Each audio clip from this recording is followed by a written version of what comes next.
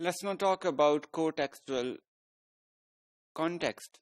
Uh, this kind of context, as name itself shows, is based on the context of the words which are put together in a certain text or in a sentence. Overall, we as name shows, we can say that as words fall together, they make each other's context. If you have a look at the sentence in front of you, she is talking to her boss. The highlighted words stand for each other. He is talking to her boss. Her actually signifies the she which has already been mentioned in the sentence. So her is making a context or is in the context of she.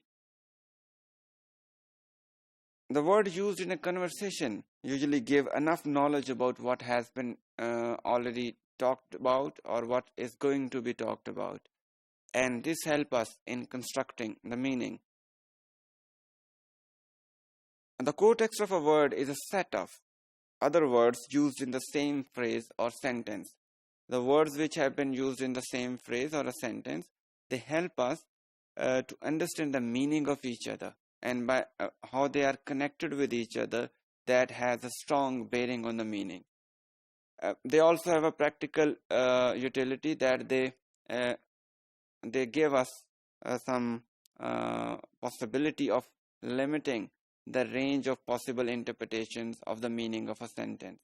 When we understand a sentence or a word with the help of what has already been mentioned or what is going to be mentioned, we try to reach the meanings, intended meanings of the writer or the speaker. But if a statement is understood without such context, that is likely to incur more interpretations. So co-text actually help us to understand the context and the meaning. One of very typical examples of this kind of meaning construction or meaning understanding can be found in our habit of reading. If you are a habitual reader, you will see and you read in a second language, there might be few words which you confront in your every reading and you do not know their literal meanings. What do? Do you consult dictionary every time? I think you don't. Sometimes, instead of opening up a dictionary and see the meaning, you just try to know the meaning from what has already been mentioned or what has been mentioned after that particular word or statement. And sometimes, or with some readers, most of the times, they are able to understand the meaning of that word or sentence. This is how we know the meaning through context, what has been written previously or what is going to be written after that.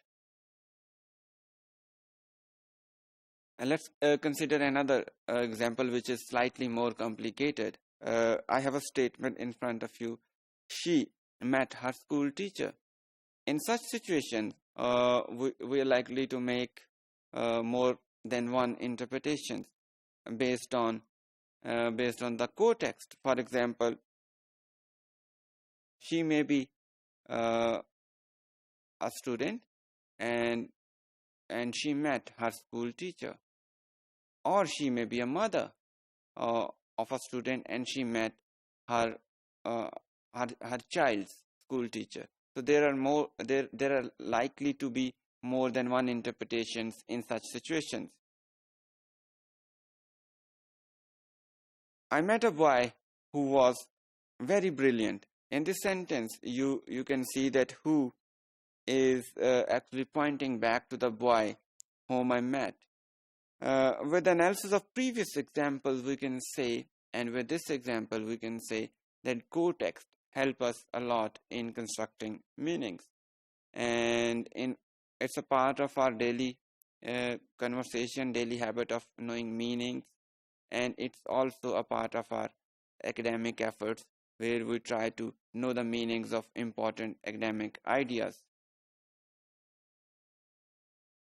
Contextual context can be in a sentence or within sentences. For example, if we see the example here, John is busy with his son. He has just come back from London.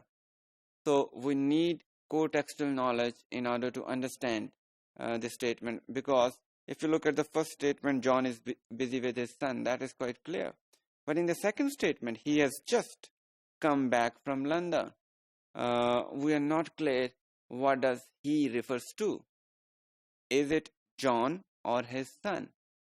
So we need to consult co-text in order to understand the meaning or the reference of he here.